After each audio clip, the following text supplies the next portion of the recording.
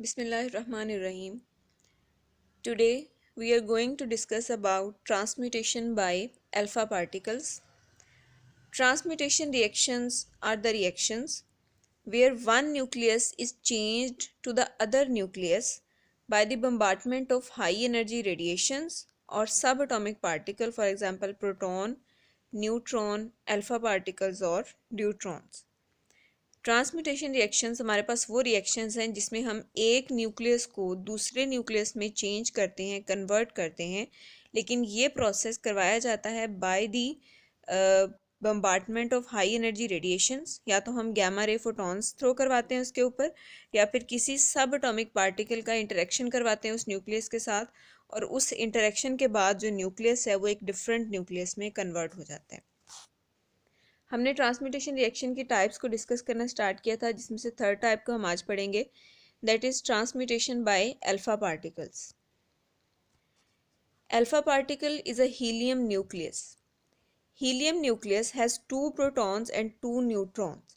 तो जहाँ पे भी हमारे पास 2 प्रोटॉन और 2 न्यूट्रॉन एक दूसरे के साथ कंबाइंड फॉर्म में होंगे, न्यूक्लियर फोर्सेस के साथ एक जगह पे इकट्ठे होंगे, जुड़े हुए होंगे, तो हम कहेंगे कि ये अल्फा पार्टिकल है। और हीलियम एलिमेंट का जो न्यूक्लियस है उसमें भी 2 प्रोटॉन और 2 न्यूट्रॉन होते हैं जो कि आपस में बाउंड होते हैं थ्रू न्यूक्लियर फोर्सेस। तो हम कह सकते हैं कि जो हीलियम का न्यूक्लियस है it is also an alpha particle. अब अल्फा पार्टिकल को हम दो तरह से रिप्रेजेंट कर सकते हैं। एक तो हीलियम एलिमेंट का जो सिंबल है हीलियम 2 4, ये भी अल्फा पार्टिकल को रिप्रेजेंट करता है। और इसके अलावा जो अल्फा का सिंबल है इसको भी हम यूज़ कर सकते हैं for the representation of alpha particle. अब अल्फा पार्टिकल जो हैं उनको अगर हमने किसी भी न्यूक्लियस के ऊपर थ्रो करवाना है या उनकी मदद से हमने कोई रिएक्शन इंड्यूस करवाना है, तो उसके लिए ज़रूरी है कि अल्फा पार्टिकल्स के पास सफिशेंट काइनेटिक एनर्जी हो। अब उसकी रीज़न क्या है कि जो न्यूक्लियस है उसके पास पॉजिटिव चार्ज है। हमें पता है कि जो न्यूक्लियस है उसके अंदर दो तरह के पार्टिकल्स हैं, एक न्यूट्रॉन्स है और दूसरे प्रोटॉन्स हैं। और न्यूट्रॉन चार्जलेस है, इसका मतलब न्यूट्रॉन का चार्ज में कोई कंट्रीब्यूशन नहीं होता। लेकिन जो प्रोटॉन है वो पॉजिटिवली चार्ज है, तो एज अ होल जो न्यूक्लियस है उसके ऊपर पॉजिटिव चार्ज आ जाता है। अब जो हमने हीलियम का न्यूक्लियस यानी अल्फा पार्टिकल थ्रो करवाना है, डेफिनेटली उसके पास भी पॉजिटिव चार्ज है। और हमें पता है कूलम लॉ के अकॉर्डिंग कि जब दो सिमिलर चार्जेस का इंटरेक्शन होता है तो वो एक दूसरे को रिपेल करते हैं। तो इसका मतलब जब अल्फा पार्टिकल किसी भी न्यूक्लियस के साथ कोलाइड करने की कोशिश करेगा, उसको अपना टारगेट बनाएगा, उसके ऊपर अटैक करने की कोशिश करेगा, तो वो न्यूक्लियस जो है इन रिटर्न उसको अपने से परे धकेलेगा, एक रिपल्शन की फोर्स लगाएगा। तो हम कहते हैं कि जो अल्फा पार्टिकल्स हैं उनको अब एक मुश्किल पेश आ रही है, एक हर्डल क्रिएट हो गई है एक उस न्यूक्लियस के ऊपर अटैक करने में, जिसको हम कूलम बैरियर का नाम देते हैं। अब उस कूलम बैरियर को किस तरह से ख़त्म किया जा सकता है कि जो अल्फ़ा पार्टिकल्स हैं उनको हम बहुत ज़्यादा काइनेटिक एनर्जी प्रोवाइड कर दें, और इतनी काइनेटिक एनर्जी उनके पास हो कि आगे से जो न्यूक्लियस उसको रिपेल कर रहा है, दूर धकेल रहा है, उस फोर्स का वो मुकाबला कर सके। यानी हम पीछे से काइनेटिक एनर्जी दे के उसको थ्रो करवा रहे हैं उस न्यूक्लियस के ऊपर, उस न्यूक्लियस की तरफ धकेल रहे हैं, और वो न्यूक्लियस जो है वो उसको अपने से दूर धकेल रहा है, यानी परे धकेल रहा है, रिपेल कर रहा है। तो हमारी जो अप्लाइड काइनेटिक एनर्जी है वो इतनी ज़्यादा होनी चाहिए कि आगे से जो न्यूक्लियस के ऊपर उसके ही अल्फा पार्टिकल के ऊपर फोर्स लग रही है वो उसका मुकाबला कर सके, उसको ओवरकम कर सके या उस पर काबू पा सके। तो जब हम सफिशेंट एनर्जी दे देते हैं अल्फा पार्टिकल्स को, फिर ये उस रिपल्शन के होते हुए भी जो है उनके पास इतनी एनर्जी होती है कि वो जाके उस एलिमेंट के साथ कोलाइड कर जाते हैं, यानी उनके पास ज़्यादा पावर आ जाती है। और वो पावर हम प्रोवाइड करते हैं by supplying kinetic energy to the alpha particle. और उसके यूजुअली दो मेथड होते हैं, या तो हम बहुत ज़्यादा टेम्परेचर हाई कर देते हैं रिएक्शन चैम्बर का, उससे भी जो अल्फ़ा पार्टिकल्स हैं वो आपके पास एनर्जाइज हो जाते हैं या उनको काइनेटिक एनर्जी मिलती है। या फिर हम एक्सेलरेटर्स का इस्तेमाल करते हैं जहाँ पे हम पोटेंशियल डिफरेंस अप्लाई करके किसी भी पार्टिकल को एक्सेलरेट करते हैं। एक्सेलरेट करने का मतलब उसको उसकी स्पीड को बढ़ा देते हैं और वो एक सफिशेंट काइनेटिक एनर्जी के साथ मूव करता है। तो किसी भी मेथड से हमने अल्फ़ा पार्टिकल्स जो हैं उनको सफिशेंट एनर्जी देनी है ताकि वो उस रिपल्शन को ओवरकम करें और उस न्यूक्लियस के ऊपर अटैक कर सकें। अब ये जो प्रोसेस है न्यूक्लियर ट्रांसम्यूटेशन का by the use of alpha particle, ये हिस्ट्री में फ़र्स्ट टाइम 1991 में इसको एक्सपेरिमेंट किया गया था। और रदरफोर्ड ने ये एक्सपेरिमेंट किया था कि हम अल्फ़ा पार्टिकल्स को इस्तेमाल कर सकते हैं एज अ प्रोजेक्टाइल किसी भी न्यूक्लियस के अंदर ट्रांसम्यूटेशन करवाने के लिए, उसको चेंज करने के लिए, और उसने नाइट्रोजन का जो न्यूक्लियस है उसके अंदर ट्रांसम्यूटेशन करवाई थी by the use of alpha particles. अब रदरफोर्ड का जो एक्सपेरिमेंट था वो किस तरह से परफॉर्म किया गया। Rutherford used nitrogen as a target to throw alpha particles. उसने नाइट्रोजन को एज अ टारगेट इस्तेमाल किया और अल्फा पार्टिकल्स हैं उनको थ्रो करवाया उसके ऊपर। अब उसका जो एक्सपेरिमेंटल अरेंजमेंट था वो किस तरह से था कि nitrogen gas was introduced through tubes which are connected to box containing source of alpha particles that is usually radium. हमें पता है कि जो रेडियम है ये नेचुरल सोर्स है हमारे पास अल्फा पार्टिकल्स का, यानी किसी भी एक्सटर्नल असिस्टेंस के बगैर ये खुद ब खुद जो है वो अल्फा पार्टिकल्स एमिट करता है और रेडॉन गैस में कन्वर्ट हो जाता है, चेंज हो जाता है। तो इसका मतलब अगर कहीं पे रेडियम मौजूद है तो इसका मतलब वो नेचुरली जो है वो अल्फा पार्टिकल्स को वहाँ पे एमिट कर रहा होता है। तो हम क्या करते हैं, एक बॉक्स के अंदर हम उस रेडियम को प्लेस कर देते हैं किसी भी स्टैंड के ऊपर, किसी भी होल्ड के ऊपर। इसका मतलब अब उस बॉक्स के अंदर अल्फा पार्टिकल्स या हीलियम का जो न्यूक्लियस है वो मौजूद होगा।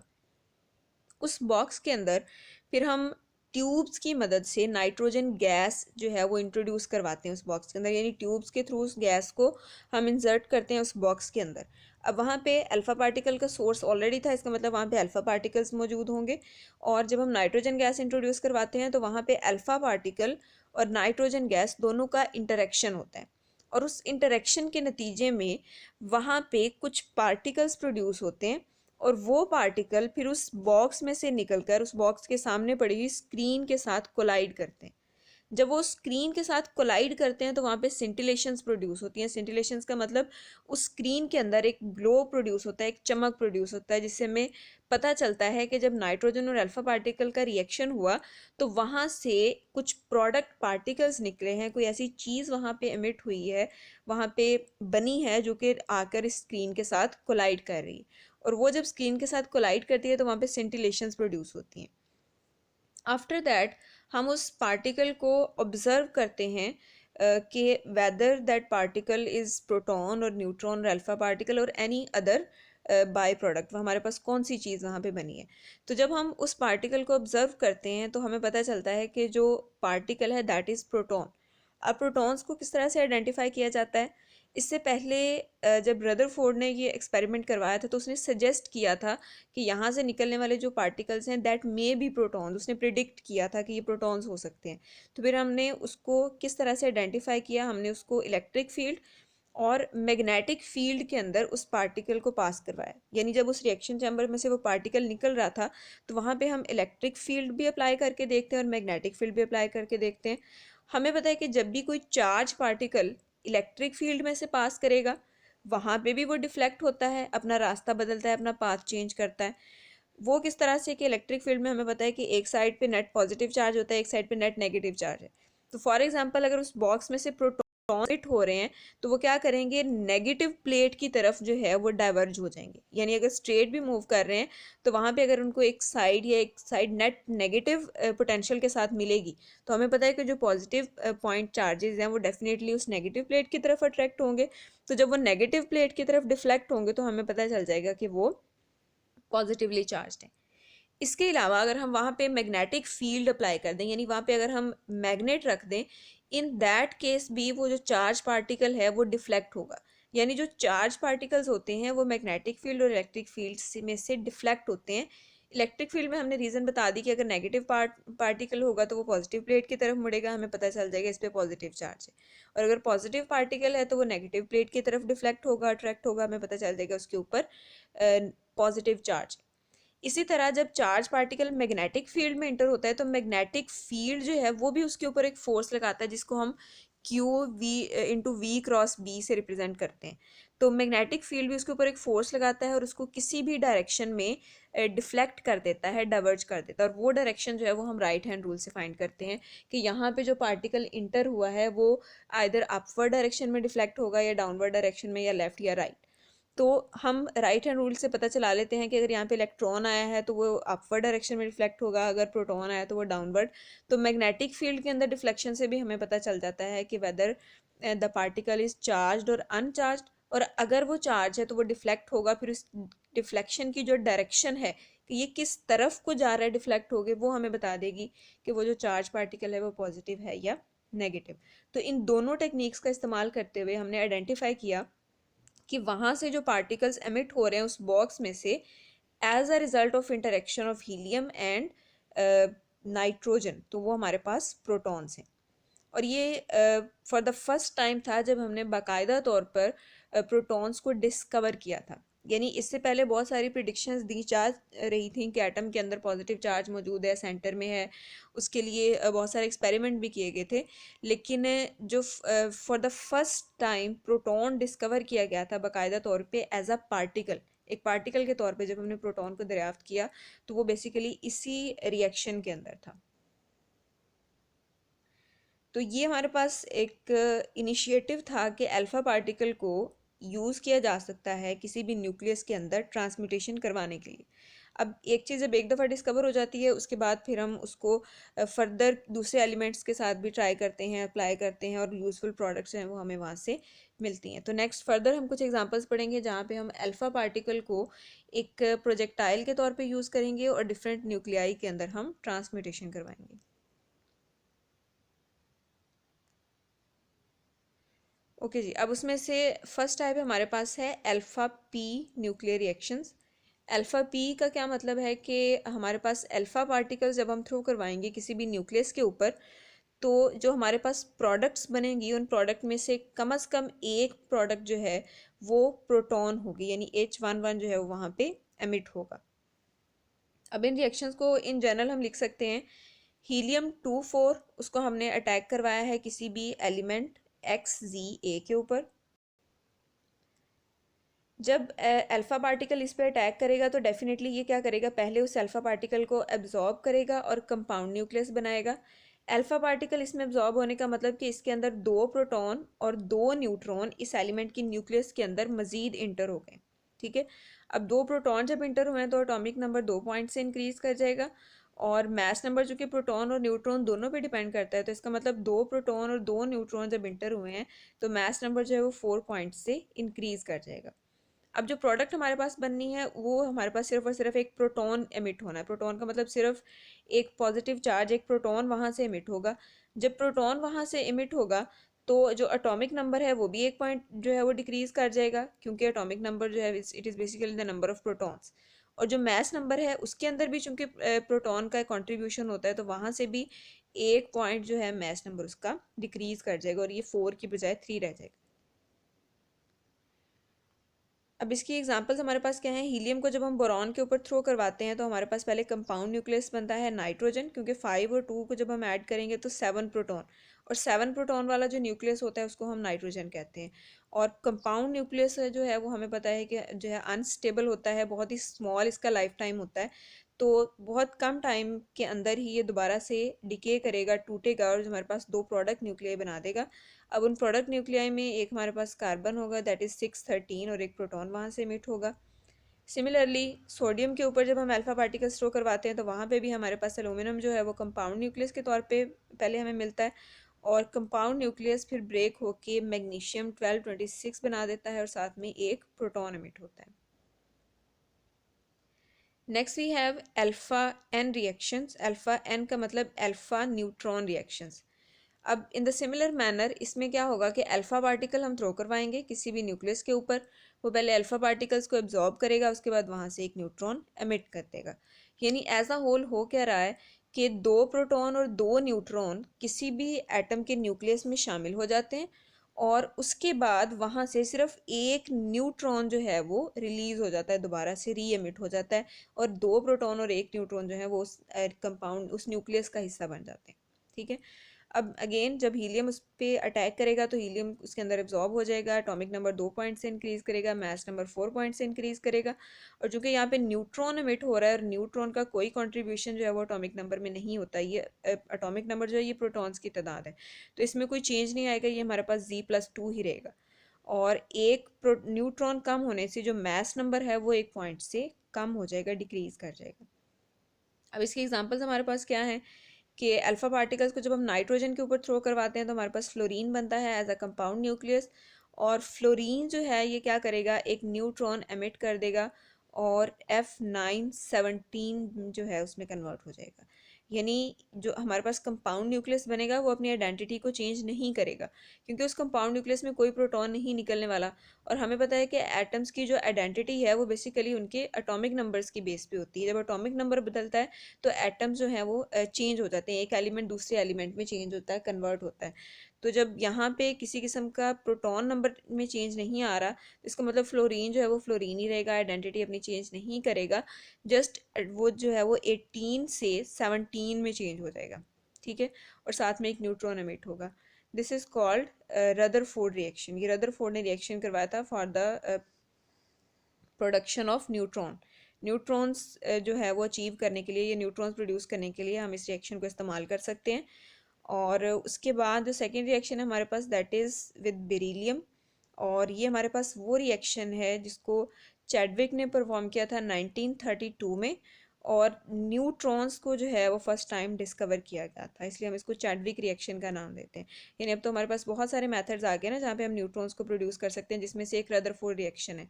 लेकिन जो जब न्यूट्रॉन डिस्कवर हुआ था पहली दफ़ा, वो चैडविक ने डिस्कवर किया था। और ये हमारे पास बेसिक रिएक्शन था, वहाँ भी हमने अल्फ़ा पार्टिकल को बेरिलियम पे थ्रो करवाया था। कार्बन जो है वो हमारे पास कंपाउंड न्यूक्लियस के तौर पे बना था, और वो कार्बन 612 में कन्वर्ट हो गया था, और साथ में न्यूट्रॉन जो है उसको उसने रिलीज़ किया था वहाँ पे। Next we have alpha gamma nuclear reactions. Alpha gamma nuclear reaction का क्या मतलब है कि जब अल्फ़ा पार्टिकल कोलाइड करेंगे किसी न्यूक्लियस के साथ, तो वो न्यूक्लियस अल्फ़ा पार्टिकल्स को एब्जॉर्ब कर लेगा, लेकिन जो प्रोडक्ट हमें मिलेगी वहाँ पे कोई पार्टिकल एमिट नहीं होगा, बल्कि कुछ एनर्जी रिलीज़ होगी। और वो एनर्जी जो है वो गैमा रेज की फॉर्म में रिलीज़ होगी। यानी उनकी एनर्जी रेंजेस इस तरह से होती हैं कि वो हमारे पास गैमा रेज की कैटेगरी में फॉल करती हैं। तो इसको हम कैप्चर रिएक्शन भी कह सकते हैं। कैप्चर रिएक्शन किस सेंस में, कि अल्फ़ा पार्टिकल जो है यानी दो प्रोटॉन्स और दो न्यूट्रॉन्स आके किसी न्यूक्लियस के साथ स्ट्राइक करते हैं, वो उस न्यूक्लियस का हिस्सा बन जाएंगे, न्यूक्लियस उनको अपने अंदर कैप्चर कर देगा। लेकिन जिस तरह पीछे एक न्यूट्रॉन या प्रोटॉन एमिट होता है, वो उन उसमें से किसी भी एक पार्टिकल को भी जो है वहाँ से लीव नहीं करने देगा, वहाँ से री एमिट नहीं करेगा। तो हम कहेंगे कि जो अल्फ़ा पार्टिकल है उसको उस न्यूक्लियस ने, जो हमारा टारगेट न्यूक्लियस था, उसने अल्फ़ा पार्टिकल को कैप्चर कर लिया। तो ये हमारे पास कैप्चर रिएक्शन की एक टाइप हो सकती है। अब इस तरह के रिएक्शंस में होता क्या है कि जब हम हीलियम को थ्रो करवाते हैं बेरिलियम के ऊपर, तो हमारे पास कंपाउंड न्यूक्लियस बनता है C613। और ये रिएक्शन इस तरह से होता है कि जब हीलियम कोलाइड करता है बेरिलियम के साथ, तो ये कार्बन को बहुत ज़्यादा एनर्जाइज कर देता है। एनर्जाइज का मतलब उसकी एनर्जी जो है वो उसकी ग्राउंड स्टेट से, नॉर्मल स्टेट से बहुत ज़्यादा हो जाती है। और जब भी एक एलिमेंट के पास उसकी ग्राउंड स्टेट से ज़्यादा एनर्जी आती है, तो हमें पता है वो अनस्टेबल होता है, और उसने उस एनर्जी को रिलीज़ करना ही होता है, किसी ना किसी तरह ग्राउंड स्टेट में वापस आना होता है। तो ये जो कार्बन हमारे पास बना है एज अ कंपाउंड न्यूक्लियस, ये भी क्या करेगा कि जो एक्स्ट्रा एनर्जी इसके पास आई है उसको रिलीज़ कर देगा in the form of gamma radiation, और ख़ुद जो है वो अपनी ग्राउंड स्टेट में आके स्टेबल हो जाएगा। The capture of alpha particle by neutron does not always result in the emission of proton by the compound nucleus when beryllium is bombarded by alpha particle. One of the product of reaction is gamma rays. यहाँ पे ये बात हो रही है कि ये ज़रूरी नहीं है कि जब भी अल्फ़ा पार्टिकल जो है वो कैप्चर हो, यानी उसको हम किसी के ऊपर थ्रो करवाएं, एलिमेंट के ऊपर हमारे पास कंपाउंड न्यूक्लियस बने, does not always result in the emission of proton by the compound nucleus. यानी पीछे हमने जो रिएक्शन पढ़ा था, हीलियम को हमने बेरिलियम के ऊपर थ्रो करवाया था, और वहाँ पे हमें प्रोटॉन जो है वो मिला था एज अ प्रोडक्ट। तो वो कह रहे हैं कि ये ज़रूरी नहीं है कि हमेशा जब हीलियम और बेरिलियम का रिएक्शन हो तो वहाँ से प्रोटॉन ही एमिट हो। ये भी हो सकता है कि पूरा का पूरा अल्फ़ा पार्टिकल जो है वो कैप्चर हो जाए, वहाँ से ना प्रोटॉन एमिट हो ना ही न्यूट्रॉन एमिट हो, बल्कि सिर्फ और सिर्फ गैमा रेज एमिट हो। और ये हम पहले भी बात कर चुके हैं कि जब भी दो रिएक्टेंट्स आपस में रिएक्ट करते हैं, तो वहाँ पे काफ़ी सारी प्रोडक्ट्स जो हैं उनकी प्रोबेबिलिटी मौजूद होती है। यानी डिफरेंट टाइप्स की प्रोडक्ट्स हमारे पास बन सकती हैं। ये भी हो सकता है कि दो एलिमेंट्स के कंबाइन होने से रिएक्शन हुआ है, जो प्रोडक्ट्स बनी है वो प्रोडक्ट दोबारा से आपस में रिएक्ट करके कोई नई प्रोडक्ट बना दे। तो जब भी रिएक्शन मिक्सचर में हमने दो एलिमेंट को इकट्ठा किया होता है, तो वहाँ पे कोई एक फिक्स प्रोडक्ट नहीं होती। जिस तरह पीछे भी हीलियम और बेरिलियम के दरमियान रिएक्शन हो रहा था, लेकिन कभी हमें वहाँ पे प्रोटॉन मिल रहा है, कभी हमें न्यूट्रॉन एज अ प्रोडक्ट मिल रहा है, कभी हमें गामा रेज मिल रही हैं। तो जब भी दो एलिमेंट्स कोलाइड करते हैं तो उनके रिएक्शन के नतीजे में डिफरेंट प्रोडक्ट्स बनने की प्रोबेबिलिटी होती है। तो same is the case with helium and beryllium, कि यहाँ पे भी प्रोबेबिलिटी है कि यहाँ से प्रोटॉन भी एमिट हो सकता है इनके रिएक्शन के नतीजे में, न्यूट्रॉन भी एमिट हो सकता है, और गामा रेज भी जो है वो यहाँ से एमिट हो सकती हैं। नेक्स्ट हमारे पास होगा transmutation by deuterons, which is the last type of nuclear transmutation reactions. उसको हम इंशाल्लाह नेक्स्ट लेक्चर में डिस्कस करेंगे।